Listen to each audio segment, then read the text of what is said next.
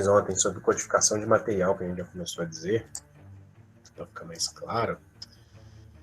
Lembrem lá, né, que o objetivo da codificação, primeiro a gente visa identificar o material, depois facilitar o controle de estoque, evitar a duplicidade de itens em estoque, facilitar as comunicações internas, gerenciar estoques e compras, definir instruções de controle de estoques e compras. Tudo isso aqui é o objetivo aí da codificação de material. É útil para facilitar a localização dos materiais armazenados. Trata-se da apresentação de cada item por meio de um código. Então a gente vai estabelecer um código aí para ficar mais fácil. Para codificar o material, a gente tem que adotar os seguintes passos: catalogação de todos os itens, especificação detalhada da descrição de cada item, a norma que a gente vai usar, padronização, que é fazer sempre igual, a codificação. Lembra que a gente começou por base esse sisteminha aqui de codificação, né? Então pedi para vocês separarem primeiro as classes de materiais. Quais são as classes? Matéria-prima, equipamento, produto em processo, produto acabado, materiais de limpeza, materiais de escritório. Então dividam entre esses 6 carinhas. Depois vocês vão criar aí os grupos de materiais. Os grupos vai ser o quê? 01. Aqui dentro do grupo 06, que é o material de escritório, o 01 vai ser o papel, o 02 vai ser o grampeador, o 03 vai ser pasta e o 04 caneta esferográfica. São os grupos de materiais. E por fim, as dezenas. As dezenas é a especificação com os detalhes do produto.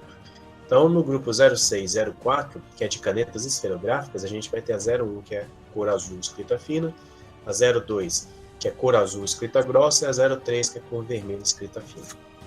Beleza?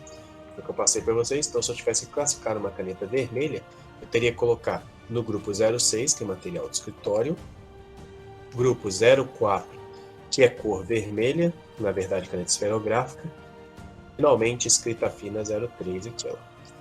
03, cor vermelha, escrita fina. Ok? Aí eu conseguiria classificar essa caneta vermelha em classe, grupo e especificação. Depois, galera, que a gente já tem aí o código, a gente pode transformar aí o código numérico ou alfanumérico, que é mistura de letras e números, a gente pode convertê-lo em um código de barras. Código de barra é uma representação gráfica de dados numéricos ou alfanuméricos, né? E essa decodificação aí, ó, a leitura dos dados, ela é realizada por um scanner. Normalmente vocês veem bastante esse tipo de scanner aí quando a gente vai visitando os CDs aí da vida. Aí ele efetua a leitura do código de barras, né? Através de um raio vermelho que vai percorrer todas essas barrinhas aqui. Então essas barrinhas, na verdade, elas representam esses números. Ok? Além do código de barra, a gente pode usar também o QR Code, QR Code, que em inglês significa Quick Response Code, ou seja, código de resposta rápida. É um outro tipo de código também, mais atualizado, mais contemporâneo. A tendência é todo mundo usar esse cara a partir de agora. Beleza? Esse método de identificação eletrônica pode ser usado para seleção de pedidos, contagem de inventário, verificação do produto no local e reabastecimento do estoque. Só para vocês terem ideia, o QR Code, o Quick Response Code, o código de resposta rápida, ele foi mais incorporado aí a partir de 1994, né, pela Denso Wave Incorporated, que é uma multinacional de componentes automotivos, lá no Japão, sendo como um código bidimensional utilizado para armazenamento de arquivos e informações referente a produtos, site, propaganda, catálogo, etc. Então ele consegue guardar muito mais coisa que o simples código de barras anterior, que o pessoal usava tanto, né? O QR Code ele foi criado, né, para responder às necessidades de códigos, capaz de armazenar mais informações, com mais tipos de caracteres, e poder ser impresso com um menor espaço. O QR Code também é utilizado para armazenar páginas da internet, depois são direcionadas para sites, blogs, vídeos. É uma atualização do código de barras aí, tradicional. Então, no código de barra tradicional, a leitura antigamente era feita apenas na horizontal, né? Você passava o scannerzinho aqui e lia o código. Hoje em dia, a leitura é feita em qualquer ângulo. Você aponta a câmera lá para ele, ele já lê e te leva para onde o código pretende te enviar. Bidimensional, né, contém informações na horizontal e na vertical com capacidade de armazenamento muito limitado, 13 caracteres no máximo. Já o QR Code ele é bidimensional, só que maior número de armazenamento, 7.089 caracteres numéricos, uma quantidade que aumentou. Nesse outro precisa de um leitor a laser específico, e esse aqui é legível com qualquer aparelho moderno, né, que tem um aplicativo instalado e câmera. Então, qualquer celular você consegue fazer essa leitura. Hoje em dia o pessoal usa muito QR Code e fica andando lá com aparelhinhos lá que parecem celular nas fábricas e CDs aí para poder fazer a leitura. Ou às vezes no próprio celular do cidadão lá, do funcionário. Sobre o código de barras, ele segue esse formatinho, né? Então ele começa aqui nessa parte roxa no A, que é o país onde o produto é fabricado, no caso aqui é o 560 Portugal. Na parte B é a identificação da empresa, o código que identifica a empresa. Na parte C, identificação do produto. Então, a partir daqui é aquele código que eu passei para vocês nas aulas anteriores. E o último aqui é um dígito de checagem, beleza? Então, esse é o formato que ele tem. Depois que você tem esse código, ele é transformado, então, em código de barras. Tem as barras aí que elas vão identificar cada um desses números. E através desse código você consegue analisar os mais diversos aí. No caso, o QR Code que está aqui, né? As mais diversas funcionalidades do dia a dia, né? Para armazenagem, guarda, para pegar o material, para inventariar. Isso aqui você faz inventário muito rapidamente, né? Quando tem o código já estabelecido. Então, no caso aqui é uma nota fiscal, né? Documento auxiliar, documento nota fiscal eletrônica. Aí nesse ele já tem barras e tem o QR Code. Você chega lá com o documento, já dá um tique aqui, já grava esse aqui, você já vai ter todas as informações do documento. Todas essas informações impressas já vai ter digitalizado. Beleza? E a tendência é que isso aí no futuro, hoje em dia a gente faz com pessoas, a tendência é fazer com máquinas cada vez mais, né? Você vai ter lá uma pessoa só para fazer, ficar de olho aí nos drones que vão ficar controlando o estoque dentro de uma empresa. Hoje já é possível esse tipo de situação, né? A Amazon já faz assim. Então, qual a vantagem da padronização desses materiais? Primeiro, né? Agiliza a compra de substituição de peças, diminui o custo de estocagem, reduz o trabalho de compras, que é muito mais fácil comprar assim, permite a obtenção de preços melhores, simplifica o trabalho de estocagem e favorece a diminuição de itens. Fizemos aí a atividade de codificação, relembrando lá, elaborar um relatório de codificação de materiais. A indústria Vestir e Companhia compra materiais frequentemente para atender a necessidade de empresa. Apresente um relatório contendo a codificação dos materiais, material, código e especificação, que será disponibilizado para os demais departamentos da empresa, para que os mesmos façam solicitações de compra de materiais, seguindo os códigos dos mesmos. Vamos lá. Vocês fizeram, né? E todos esses materiais aqui, ó, que bonito. Vamos dar uma olhada como é que ficou de vocês.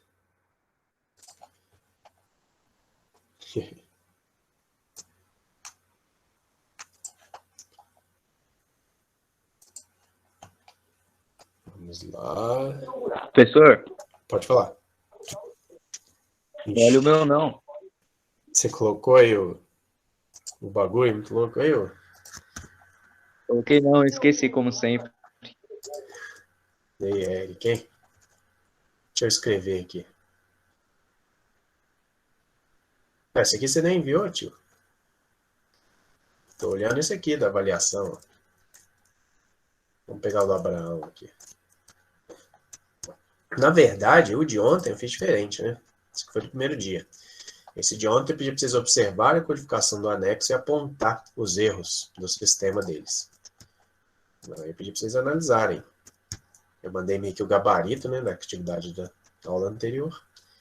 E era para vocês analisarem se estava correto ou não.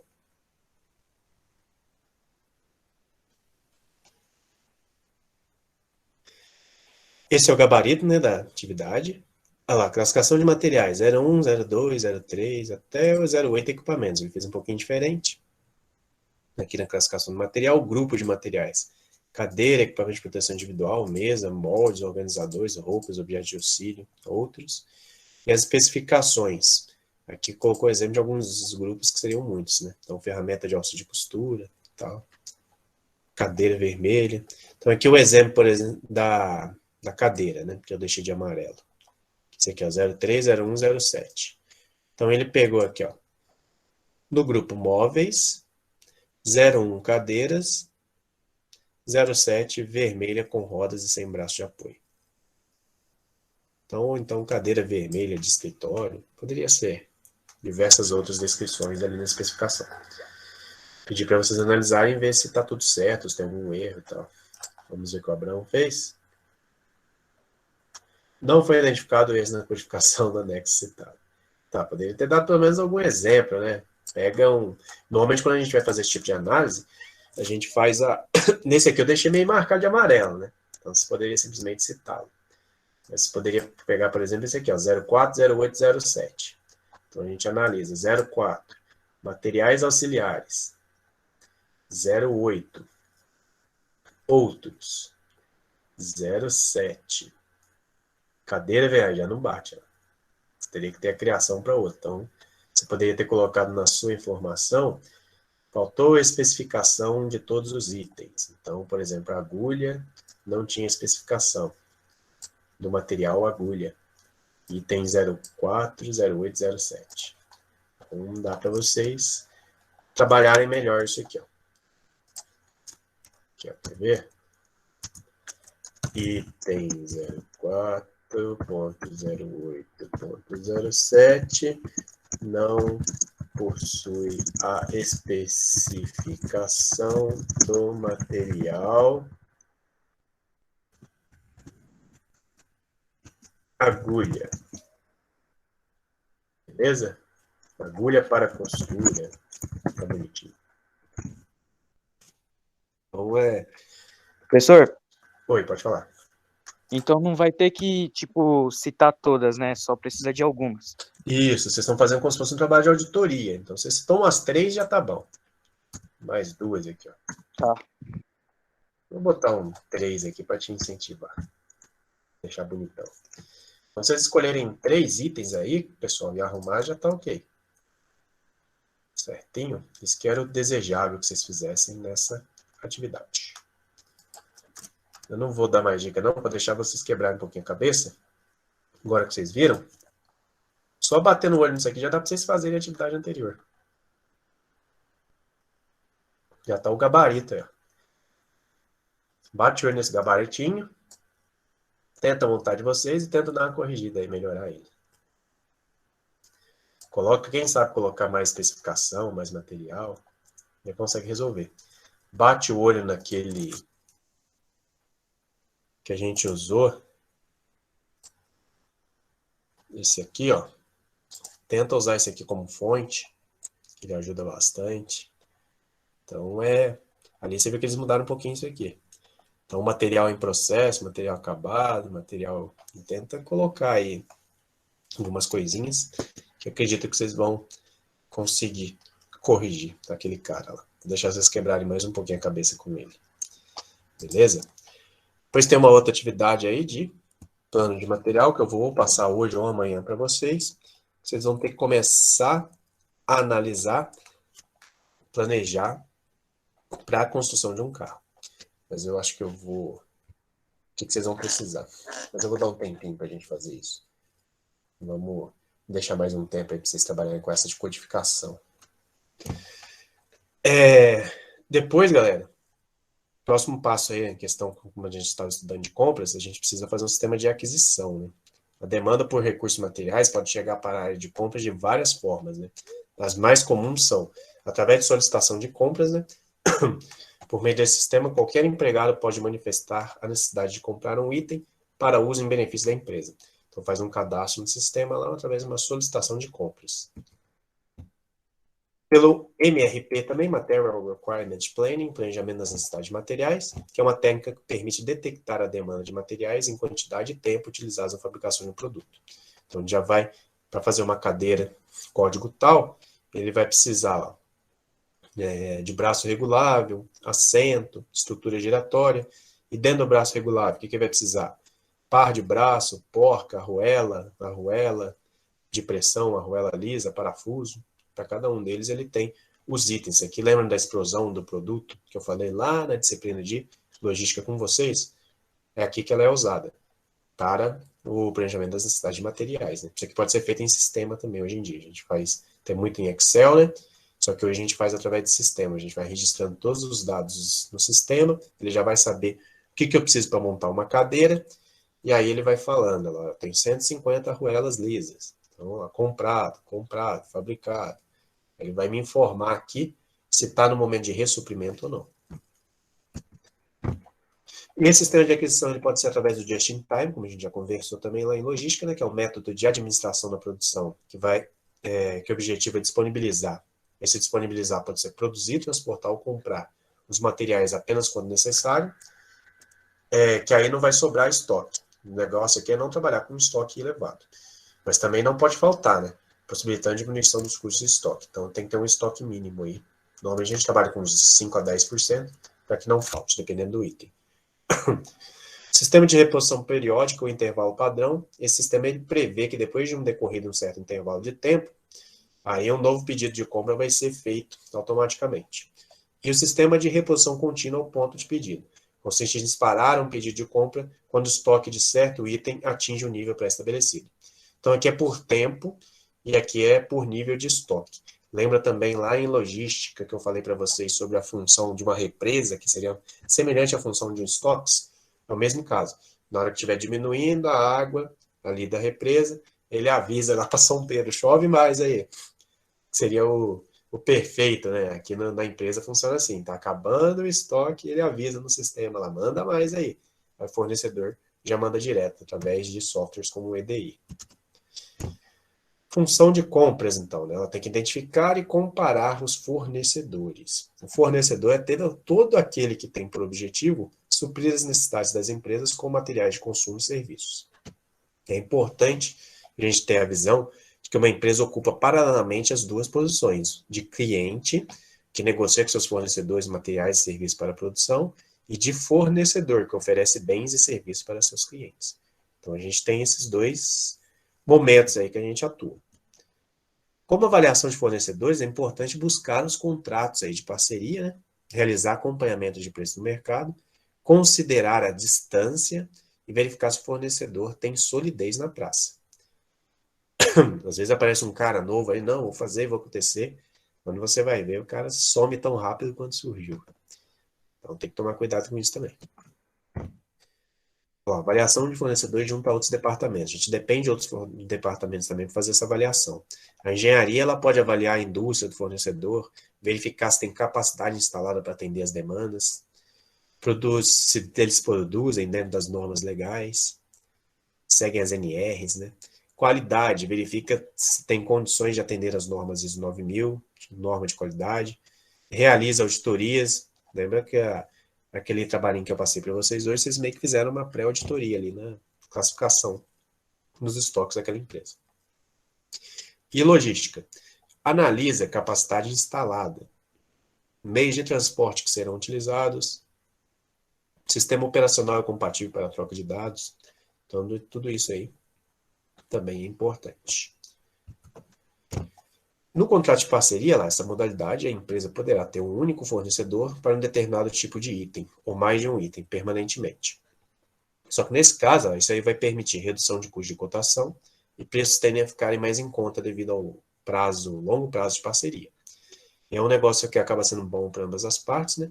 Pois quem vai fornecer o item em maior escala pode planejar melhor sua produção e reduzir seus custos. Só que nesse caso aí, quando você vai ter meio que um fornecedor praticamente único, alguns atributos são desejáveis, que é a pontualidade na entrega, qualidade dos produtos, preços competitivos, disponibilidade de produtos e serviços, flexibilidade, apoio técnico e que cumpre com o negociado. Formas de verificar essa procedência do fornecedor é consultar as outras empresas que ele presta serviço, né? Verificar um cadastro de órgãos especializados. Só os de órgão governamental, se você vê se o cara tem certidão negativa, já é uma boa. A gente usa muito isso em empresa, né? Pede certidão negativa de débitos, se o cara tem pago os impostos tudo em dia, tanto para a Receita Federal, quanto para a Receita Estadual, quanto municipal. Se ele pagou os impostos em dia, já é um bom indício. Ir a feiras especializadas e comparar com outras empresas também. Ver se não tem nenhum título dele protestado em cartório, ou seja, que não deixou de pagar nenhum boleto aí já é um bom indício para a empresa. Vantagens na avaliação de fornecedores, né? Melhora os métodos, reduz custos, desenvolve produtos melhores, entrega no prazo e diminui os defeitos também. Para avaliação do fornecedor, a empresa pode criar um formulário com os critérios determinados pela empresa. É importante a elaboração de relatórios de acompanhamento, né? Opa, foi demais aqui. Também se atribuir uma nota média e avaliação colocada no cadastro fornecedor para facilitar a consulta. Ao cadastro. Das informações necessárias para este cadastro, algumas são básicas e outras complementares que podem variar de empresa para empresa. Vamos ver algumas possibilidades. As informações básicas é o quê? Razão social, que é o nome da empresa, CNPJ, que é aquele númerozinho lá, Cadastro Nacional de Pessoa Jurídica, que é o CPF das empresas. Endereço, telefone, e-mail, pessoa de contato. Isso aqui tem que ver sempre se está atualizado, hein? Que muda com certa velocidade, ainda mais hoje em dia. E dados complementares, mas que eu julgo muito importante vocês colocarem também no cadastro, é o ramo de atividade da empresa, os produtos que eles trabalham, ofertados, e ficar sempre de olho se não vai ter produtos novos que eles estão colocando no cadastro deles, catálogo deles, data da última compra que vocês efetuaram, às vezes vai passando o tempo, a empresa vai ficando meio antiga no sistema lá, você até esquece que existe a empresa, quando você vai fazer alguma compra, já está tudo bagunçado o cadastro deles. E avaliação do fornecedor, que é a média, pontos fortes e fracos, a média de compras aí que vocês fizeram com eles nos últimos tempos. Beleza? Então, nesse cadastro de critério de fornecedor, tem algumas coisas aí que a gente coloca lá o peso do critério, né, da empresa. Qualidade de produto ou serviço, por exemplo, isso aqui a gente pode julgar muito importante. Capacidade de entrega dentro do prazo, importante. Preço, muito importante. Custo, aqui o custo, no caso, é importante, que aí, mas eu não colocaria tanto essa importância assim, né, porque acaba refletindo no preço, né. Mas aí se o fornecedor consegue ter um custo alto e um preço baixo, aí em que aí a minha preocupação é mais se ele vai se manter muito tempo no mercado assim. Reputação e marca reconhecida, sem importância. Então, esses critérios aqui você, como empresa, vai estabelecer. O que é importante para você? Atendimento ao cliente, pré-venda, muito importante. Suporte, pós-venda, importante. Tempo de atuação no mercado, importante. Flexibilidade, muito importante. Vocês vão analisar esses pesos aí na hora de fazer a avaliação. E aí, com os fornecedores em mão, você vai dando as notas para cada um. Vamos supor que o fornecedor 1, ele tirou nota excelente na qualidade do produto e serviço, bom na capacidade de entrega dentro do prazo e péssimo no preço. Então, ele ficou com a nota 55,5. Já o fornecedor 2 foi ruim na qualidade, prazo bom e preço regular, 37,5. E o fornecedor 3, excelente, excelente e bom. Mas você acaba ficando com o fornecedor 3 se tivesse pego essas 3 propostas iniciais. E aí você pode fazer para quantos você quiser. No caso aqui tem 8 que foram escolhidos, foram 8 fornecedores escolhidos. E aí, dentre esses 8 aqui, a gente ficaria com um 6 e com um 3, se fosse fazer uma escolha. Beleza? Essa é a ideia. Então, seguindo aí um fluxograma, a gente vai especificar. Depois de especificado, identificar e selecionar os fornecedores, documentar para cotação, enviar os potenciais fornecedores, daí a gente vai receber as propostas deles, fazer a avaliação de julgamento, negociação com aqueles vencedores ali, faz o pedido, o follow-up aí é o segmento ao pedido, né? Você fazer o acompanhamento, e recebimento e conferência do material. Esse é o processo aí de compras, como ele é efetuado hoje em dia através de um fluxograma. Esse de Pareto eu vou pular, porque na verdade eu vou dar um outro diferente para vocês. Vamos baixar, vou tudo aqui.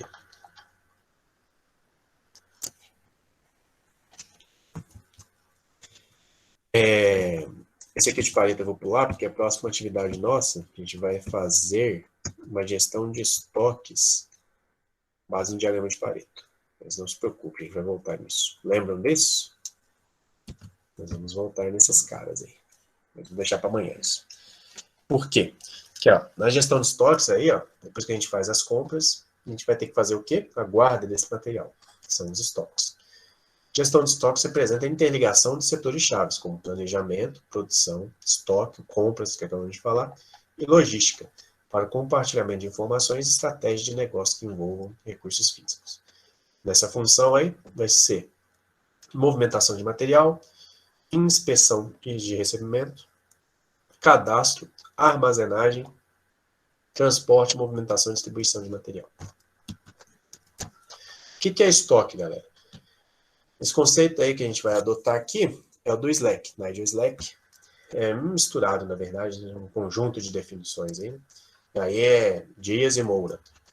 Um conjunto de bens físicos acumulados pela empresa e tratados como ativos, pois são frutos de um investimento da empresa e, portanto, possuem valor atrelado, características próprias e são conservados durante algum tempo e, de alguma forma, atendem uma ou mais necessidades da empresa. Então, esse aí é o conceito que a gente vai trabalhar. O estoque, como vocês já viram lá na classificação, a gente divide ele em matérias-primas, produtos em processo, material auxiliar e produtos acabados. Lembra lá que matéria-prima é aquele que é usado para fazer o produto acabado, o produto em processo é o produto que ainda está em processamento, WIP, o auxiliar é aquele que não é usado, não vai no produto final, mas ele é usado para fazer o produto final, e o produto acabado é o produto propriamente dito, é aquele que você vai disponibilizar para venda. Estoque mínimo. O estoque mínimo, aí, que é chamado também de estoque de segurança, ele determina a quantidade mínima que existe no estoque, destinada a cobrir eventuais atrasos no suprimento e objetivando a garantia do funcionamento eficiente do processo produtivo, sem um risco de falta. Já o estoque máximo, ele é igual à soma do estoque mínimo e do lote de compra. Então, a gente vai trabalhar aqui com o estoque máximo igual ao estoque mínimo, mais o lote de compra. Então, a gente tem que preocupar com o quê? Que o estoque mínimo tem que ser aquele valor que não vai ter risco de falta ali, né? Aí vai depender também, se você vai trabalhar no sistema de just-in-time, então esse estoque mínimo vai ser bem baixo. Se for um outro sistema, aí, se for trabalhar mais com um sistema mais empurrado, por exemplo, aí esse estoque vai ser um pouco mais alto. Então, a função dos estoques, o que é? Ela tem por objetivo verificar a análise de giro de estoque, níveis adequados de estocagem e análises financeiras de custo. O estoque é igual ao investimento, galera. Então, a gente tem que pensar no seguinte, tem que inventariar, fazer um inventário de tudo que você tem nos estoques, através de registrar as quantidades e valores de cada item, avaliar física e financeiramente como está cada item, e calcular também tudo isso aqui em si de impostos. Você vai pagar ICMS, IPI, imposto de renda, em cima do material que você tem dentro da empresa. Então, tem que pensar se compensa realmente ter um estoque muito alto. O estoque ele vai entrar aí no seu custo no final das contas. Inclusive, imposto você paga em cima dele. O inventário é o quê? Ele é o levantamento dos estoques de mercadoria, né, para revenda nas empresas comerciais, de matéria-prima e produtos elaborados em elaboração, nas empresas industriais. É uma providência integrante dos procedimentos para elaboração de balanços e apuração dos resultados da pessoa jurídica. Isso aqui a gente vai falar mais sobre isso em processos financeiros. Planejamento do inventário. Primeiro, convocação das equipes de inventariantes. Depois que vocês fizerem a convocação das equipes de inventariante, arrumação física. Com a arrumação física, controle de inventário. E, finalmente, atualização dos registros de estoque. São esses 4 itens aí que a gente vai fazer com o inventário. Hoje em dia, a gente faz inventário mais facilmente através do... com código QR Code, com código de barra, que você simplesmente vai passando em cima do material e vai lendo se o registro está batendo com o que aparece lá. O material físico está batendo com o que aparece no registro lá na sua telinha do seu equipamento. Então, usem a tecnologia a favor. Eu já fiz inventário sem usar a tecnologia, dá muito trabalho. Tentem usar aí a favor de vocês. Tipo de inventário. Inventário geral são aqueles efetuados no final do exercício fiscal da empresa, né, geralmente no final de ano, abrangendo a totalidade. E os rotativos, que são efetuados através de uma programação mensal, envolvendo determinados itens de material a cada mês. Então, normalmente no inventário rotativo, eles pegam lá e vão fazendo uma fiscalização nos dias ali da empresa para verificar se os itens estão ok. Não está tendo nenhuma perda, nenhum furto, não está estragando nenhum item. A função dos estoques, rotatividade de matéria-prima. A rotatividade de matéria-prima, o giro do estoque, é uma relação existente entre o consumo anual e o estoque médio do produto. A rotatividade ela é expressa aí por uma unidade de tempo em vezes, né, que pode ser dia, mês ou ano. Função dos estoques, tempo de reposição, lead time. Esse tempo gasto aí, né, desde a identificação que o estoque necessita ser reposto até a entrega efetiva do material na empresa, a gente chama de lead time, ou tempo de reposição, e esse tempo ele é dividido em 3 etapas, aí, 3 partes. Primeiro é a emissão do pedido, que é o tempo que leva desde a emissão do pedido de compra até ele chegar ao fornecedor. Depois temos a preparação do pedido, que é o tempo que leva o fornecedor para fabricar os produtos até deixá-los em condições de serem transportados. E, finalmente, transporte, tempo que leva da saída do fornecedor até o recebimento dos materiais pela empresa. Esse aí são os 3 momentos aí do lead time. Previsão dos estoques. Os estoques são pautados na previsão do consumo de material, né? Então, a gente vai determinar quais produtos, quanto e quando eles vão ser vendidos. A previsão dos estoques já se divide em 2 categorias, uma quantitativa e outra qualitativa. A quantitativa vem de quantidade, evolução de vendas no passado. Normalmente a gente faz uma média, né? Os 3 últimos meses, como foi, a gente plota a média desses 3 últimos meses para o próximo, o 4º mês. Variáveis cuja evolução e explicação estão ligadas diretamente às vendas, né? Variáveis de fácil previsão, relativamente ligadas às vendas, populações e renda, e influência da propaganda. Já as qualitativas, que vêm da qualidade, vêm das opiniões dos gerentes, dos vendedores, dos compradores e pesquisa de mercado. Normalmente, é interessante trabalhar com as duas, né? Porque você ficar muito no qualitativo, você fica muito no achismo, em opiniões das pessoas, e muito no quantitativo também você acaba considerando aí pontos-chave como pesquisa de mercado. Então tem que analisar os dois. Às vezes tem sazonalidade, tem altos e baixos também. O mercado sempre trabalha com esse tipo de situação. Técnica de previsão de consumo, né? Vai se classificar em 3 grupos. Primeiro, a projeção, admite-se que o futuro será a repetição do passado. A explicação procura explicar as vendas do passado. E a predileção, funcionários e conhecedores de fatores influentes nas vendas e no mercado estabelecem a evolução das vendas futuras.